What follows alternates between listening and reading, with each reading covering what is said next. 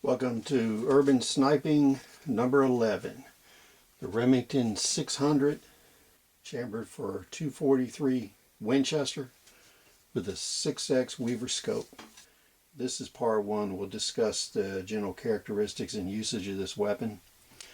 And then in part 2 we'll discuss scope mounting on the Remington 600 and 700. We've had several fan requests to discuss scope mounting and how to set these guns up. Model 600 was an older rifle that was produced in the late 60s. It's an excellent weapon. It fits into modern life today. It does have some features I don't like, but overall the vast majority of the features of it I do like. One of the main benefits of this weapon is it gives you a urban sniping weapon that is transportable in compact cars. When you're looking at other sniping weapons, what happens is the weapons are too big and they can't be broken down well enough to fit into compact cars. This gun has an 18-inch barrel. It's chambered for a Winchester 243.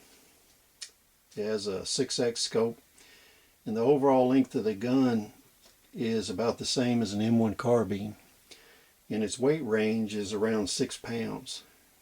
Colonel Jeff Cooper used one of these Model 600 as a basis for a scout rifle concept when it was chambered in 308.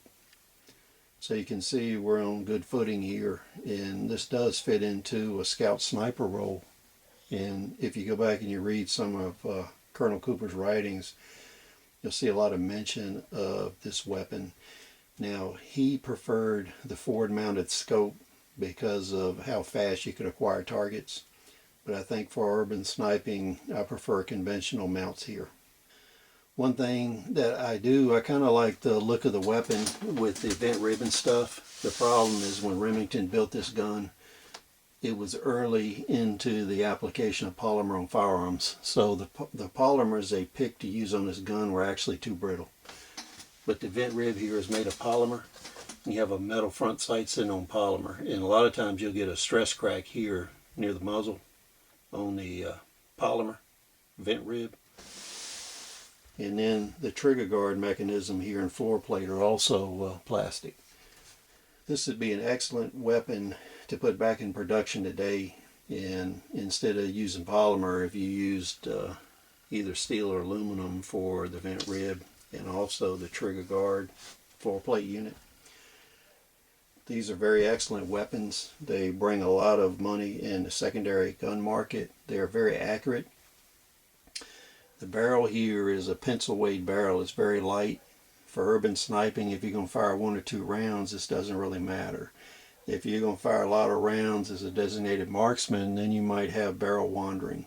Once this barrel heats up, if it's one of the barrels that was straightened at the factory, then you may have some zero shift. But even with the short 18-inch barrel on this gun, it gives very good effect out to 500 meters. 400 is probably preferable, but it will work out to 500-600 meters. So we can see this is one of my favorite carbines for sniping, and also dual role as varmint control and deer hunting.